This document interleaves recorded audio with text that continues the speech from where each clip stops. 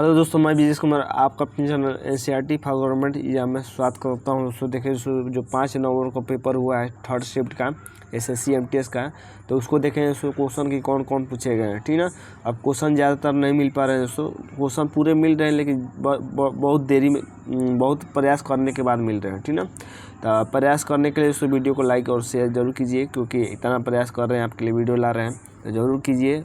Channel को share करेंगे तो आपको फ़ायदा मिलेगा दोस्तों, जब भी वीडियो बनाऊंगा तो आपको मिलेगा नोटिफिकेशन। ठीक है, तो लाइक और शेयर जरूर कीजिए। तो देखते हैं दोस्तों कि आज क्वेश्चन कौन पूछे गए थे। देखिए, पूछा गया था कि फतेहपुर सीकरी में पंचमहल का निर्माण किसने करवाया था दोस्तों। तो देखिए, पंचमहल की बात कर लेते हैं दोस्तों। तो पंचमहल कहाँ है दोस्तों, फतेहपुर सीकरी में है। किसने करवाया था? अकबर ने करवाया था दोस्तों, अकबर ने। ठीक है, अकबर के बारे में याद रखिए दोस्तों कि पानीपत का दूसरा युद्ध कब हुआ था दोस्तों, तो 1556 में हुआ था। पानीपत का दूसरा युद्ध कब हुआ था? 1556 में। किसके किसके बीच हुआ था दोस्तों?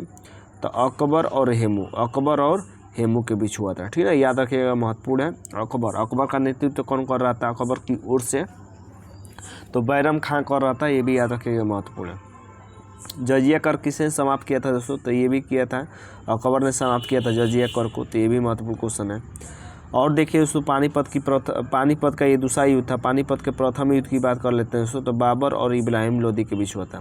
बाबर और इब्राहिम लोदी के बीच हुआ था। तो ये भी महत्वपूर्ण क्वेश्चन है। और पानीपत का तीसरा युद्ध भी याद रखिएगा। पानीपत का तीसरा युद्ध पूछे दोस्तों, तो ये दोस्तों 1761 ईस्वी में हुआ था। 1761 ईस्वी में हुआ था दोस्तों। किसके बीच हुआ था? तो अहमद शाह अब्दाली और बालाजी बाजीराव के बीच हुआ था। ठीक है, बालाजी बाजीराव, अहमद शाह अब्दाली और बालाजी बाजीराव। तो ये क्वेश्चन पूछा गया था। और जो ये रिलेटेड क्वेश्चन बता रहा हूँ दोस्तों, इसको याद रखिएगा, आने वाले शिफ्ट के लिए महत्वपूर्ण है। और दोस्तों पीडीएफ चाहिए दोस्तों, तो नीचे दिए गए डिस्क्रिप्शन से जुड़ जाइए दोस्तों टेलीग्राम से। वहाँ से आपको दोस्तों पीडीएफ शाम को तीनों शिफ्ट का दे दूँगा, और पहले का भी दे दिया हूँ, वहाँ से आप जाकर रिपीट कर सकते हैं। ठीक है, रिवाइज कीजिए, क्योंकि प्रीवियस ईयर पूछ रहा है। जो क्वेश्चन पूछे गए पहले उसको रिवाइज कीजिए, वो क्वेश्चन सेम टू सेम पूछ दे रहा है।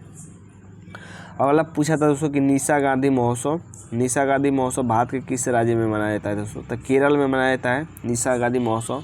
और केरल में कौन कौन मनाए जाते हैं? तो देखिए दोस्तों, ओणम भी केरल में मनाया जाता है, पोंगल भी केरल में मनाया जाता है, त्रिशूर पूरम भी केरल में मनाया जाता है, नौका दौड़ भी केरल में मनाया जाता है, मकर बिलक्कू भी केरल में मनाया जाता है।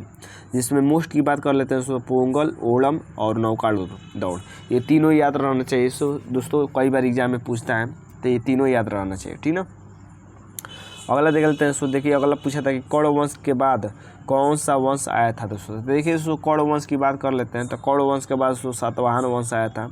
कौरव वंश का अंतिम राजा कौन था? तो सुशर्मन था दोस्तों, सुशर्मन, जो कि अंतिम राजा था कौरव वंश का। कौरव वंश को दोस्तों सुशर्मन को मारकर सातवाहन वंश की स्थापना की गई थी। ठीक है, ये महत्वपूर्ण क्वेश्चन है, वंश वाला भी पूछ रहा है आने वाले शिफ्ट में। अगला देखिए, पूछा था कि मोहम्मद एंग्लो ओरिएंटल कॉलेज की स्थापना किसने की थी दोस्तों? तो मोस्ट इंपोर्टेंट ये भी क्वेश्चन है, प्रीवियस ईयर है, कि मोहम्मद एंग्लो ओरिएंटल कॉलेज की स्थापना किसने की थी? तो ये की थी दोस्तों सैयद अहमद खान ने की थी। ठीक ना, सैयद अहमद खान ने की थी दोस्तों मोहम्मद एंग्लो ओरिएंटल कॉलेज की स्थापना 1877 में। ये मिस्टेक हो जाता है दोस्तों आपके लिए, जल्दी वीडियो बनाने में, लिखने में मिस्टेक हो जा रहा है। जानते हैं कि मैं मोबाइल से वीडियो बनाता हूँ तो थोड़ा गलती हो जाता है। ठीक ना, अगला पूछा था कि भारत में सबसे कम शहरी आबादी वाला राज्य कौन है? तो ये भी दोस्तों मैंने कई बार बताया है। तो सबसे कम शहरी वाला आबादी की राज्य बात कर लेते हैं दोस्तों। तो ये है दोस्तों सिक्किम। और सबसे ज़्यादा कहाँ है दोस्तों? सबसे ज़्यादा जनसंख्या कहाँ है? तो ये उत्तर प्रदेश में, याद रखिएगा। ठीक ना, सबसे ज़्यादा क्षेत्रफल कहाँ है दोस्तों? तो राजस्थान में है, ये भी याद रखिएगा। सबसे कम क्षेत्रफल की बात कर लेते हैं दोस्तों, तो गोवा में है। ठीक है, तो ये सभी महत्वपूर्ण क्वेश्चन है, बार बार क्वेश्चन रिपीट कर रहा है, तो आने वाले शिफ्ट के लिए भी महत्वपूर्ण है। जितना बता रहा हूँ याद करिए, उससे बाहर नहीं पूछ रहा है। ठीक ना, अगला देख लेते हैं दोस्तों। पूछा था कि अभ्रक का मुख्य उपयोग किस में होता है दोस्तों? तो देखिए दोस्तों, अभ्रक का मुख्य उपयोग दोस्तों ये होता है दोस्तों विद्युत उद्योग में। ठीक ना, कल के शिफ्ट में पूछा दोस्तों कि आयरन का सर्वाधिक उपयोग कहाँ होता है, चाहे आयरन कहाँ होता है दोस्तों सबसे ज़्यादा?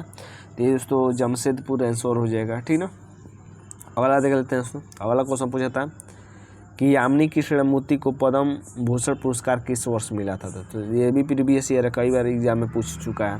तो प्रीवियस ईयर महत्वपूर्ण है। जितना भी PDF मैंने दे दिया है टेलीग्राम पर, वहाँ पर ज्वाइन होकर PDF डाउनलोड कर जरूर पढ़िएगा, ठीक ना। तो यामिनी कृष्णमूर्ति को पद्म भूषण किस वर्ष मिला था दोस्तों। तो ये 2001 में मिला था यामिनी कृष्णमूर्ति को पद्म भूषण, ठीक ना। देखिए दोस्तों 1968 में दोस्तों इनको पद्म श्री भी मिल चुका है। 1977 में संगीत नाटक अकादमी में मिल चुका है। ये आने वाले शिफ्ट के लिए दोनों क्वेश्चन महत्वपूर्ण है। अगला देख लेते हैं क्या क्वेश्चन पूछा था। अगला क्वेश्चन पूछा था दोस्तों कि एड्स किसके कारण होता है। तो देखिए दोस्तों एड्स HIV के कारण होता है, जानते हैं। HIV यानी ह्यूमन इम्यूनो वायरस होता है। तो एड्स किसके कारण होता है दोस्तों। तो ये विषाणु के कारण होता है। तो विषाणु से होने वाला रोग कौन है दोस्तों, एड्स है, ठीक ना। याद रखिएगा, महत्वपूर्ण है। और बात कर लेते हैं दोस्तों तो कि पोलियो किसके कारण होता है। पोलियो, तो पोलियो भी दोस्तों ये विषाणु से होता है, पोलियो, ठीक ना। रेबीज दोस्तों किसके कारण होता है। रेबीज दोस्तों विषाणु के कारण होता है, रेबीज। ये सभी महत्वपूर्ण क्वेश्चन है, याद रखिएगा। इन्फ्लुएंजा की बात कर लेते हैं दोस्तों तो वो भी विषाणु के द्वारा होता है, ठीक ना। चेचक की बात कर लेते हैं दोस्तों, चेचक की, तो चेचक भी दोस्तों विषाणु के कारण होता है। ये सभी दोस्तों महत्वपूर्ण क्वेश्चन है आने वाले शिफ्ट के लिए। अगला दे लेते हैं दोस्तों। अगला पूछा था कि राजकोषीय घाटा, घटक लिखा गया दोस्तों, ये घाटा होगा। राजकोषीय घाटा क्या है। तो राजकोषीय घाटा ये भी कई बार अभी हाल ही के एग्जाम में पूछा है, इसी एग्जाम में MTS में। तो राजकोषीय घाटा देखिए दोस्तों, जब बजट व्यय में से उधार को छोड़कर बजट प्राप्तियाँ करते हैं दोस्तों, यानी बजट व्यय में से घटा देते हैं, क्या उधार को छोड़कर बजट प्राप्तियाँ घटा देते हैं, तो उसी को राजकोषीय घाटा कहते हैं, ठीक है ना। तो ये तो क्वेश्चन पूछा था। अगला देख लेते हैं। देखिए अगला पूछा था कि अल्टीमेट खो-खो यानी UKK, अल्टीमेट खो-खो UKK 2022 का आयोजन कहाँ हुआ था। तो देखिए सो इसका आयोजन हाल ही में हुआ था, इसलिए पूछा है, करंट अफेयर्स का क्वेश्चन है। ये series Shiv Chhatrapati sports complex Pune में हुआ था इसका आयोजन। अगला देखिए पूछा था कि अंतर्राष्ट्रीय फुटबॉल मैदान की लंबाई कितनी होती है। तो देखिए अंतर्राष्ट्रीय फुटबॉल मैदान की लंबाई की बात कर लेते हैं तो 100 से 110 मीटर होती है। लंबाई कितनी होती है, 100 से 110 मीटर होती है, ठीक ना। अगला देखते हैं। अगला क्वेश्चन पूछा था दोस्तों कि डोराईसामी आयंगर किस संगीत वाद्य से संबंधित है। देखिए सो डोराईसामी आयंगर की बात कर लेते हैं। ये एक वीणा वादक है, ठीक ना, वीणा वादक है। अगला क्वेश्चन पूछा था कि इंद्रावती राष्ट्रीय उद्यान किस राज्य में है। तो ये भी महत्वपूर्ण है दोस्तों। इंद्रावती राष्ट्रीय उद्यान की बात कर लेते हैं दोस्तों, तो ये छत्तीसगढ़ में है। छत्तीसगढ़ के दोस्तों बीजापुर ज़िले में है, ये भी याद रखिएगा। तो छत्तीसगढ़ के बीजापुर ज़िले में है दोस्तों इंद्रावती राष्ट्रीय उद्यान। अगला देख लेते हैं दोस्तों क्या क्वेश्चन पूछा था। देखिए अगला क्वेश्चन पूछा था कि 2023 में वाराणसी के सांसद कौन थे। तो देखिए दोस्तों नरेंद्र मोदी, जो हमारे प्रधानमंत्री हैं नरेंद्र मोदी, ये दोस्तों 2023 में वाराणसी के सांसद चुने गए थे, ठीक ना। अगला दोस्तों कि अंतर्राष्ट्रीय अहिंसा दिवस कब मनाया जाता है, ये पूछा था। तो अंतर्राष्ट्रीय अहिंसा दिवस दोस्तों 2 अक्टूबर को मनाया जाता है। 11 जुलाई को याद रखिएगा, कई बार प्रीवियस ईयर में पूछ चुका है। 11 जुलाई को विश्व जनसंख्या दिवस मनाया जाता है। 8 मार्च को दोस्तों महिला दिवस मनाया जाता है, ये भी याद रखिएगा। 8 मार्च को महिला दिवस, ठीक है। 16 सितंबर को विश्व ओजोन दिवस मनाया जाता है, ये भी महत्वपूर्ण है। जितना भी बता रहा हूँ दोस्तों महत्वपूर्ण है, ये आने वाले शिफ्ट के लिए। अगला देख लेते हैं, लास्ट क्वेश्चन है।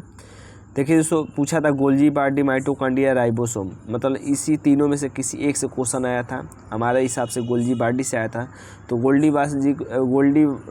गोल्गी बॉडी क्या होता है दोस्तों। तो इसे दोस्तों ट्रैफिक पुलिस कहते हैं, ठीक है। ट्रैफिक पुलिस के नाम से जाना जाता है इसको। ट्रैफिक पुलिस किसे कहते हैं, तो गोल्गी बॉडी को कहते हैं दोस्तों। और देखिए दोस्तों राइबोसोम के बारे में याद रखिएगा। राइबोसोम प्रोटीन की फैक्ट्री किसको कहते हैं दोस्तों, तो प्रोटीन की फैक्ट्री कहते हैं राइबोसोम को, ठीक है। और माइटोकॉन्ड्रिया को दोस्तों शक्ति गृह कहते हैं, यानी कोशिका का पावर हाउस किसे कहते हैं, ये कहते हैं दोस्तों माइटोकॉन्ड्रिया को, ठीक है। शक्ति गृह, हिंदी में शक्ति गृह, इंग्लिश में कोशिका का पावर हाउस। कोशिका का पावर हाउस किसे कहते हैं, ये कहते हैं दोस्तों माइटोकॉन्ड्रिया को। ये दोस्तों क्वेश्चन मिले आज के। उम्मीद करते हैं दोस्तों कि वीडियो अच्छा लगा होगा। वीडियो अच्छा लगा दोस्तों चैनल को लाइक सब्सक्राइब जरूर कीजिए। PDF लेने के लिए दोस्तों टेलीग्राम से जुड़ जाइए, ठीक है। तो आज के लिए बस इतना है दोस्तों, धन्यवाद दोस्तों।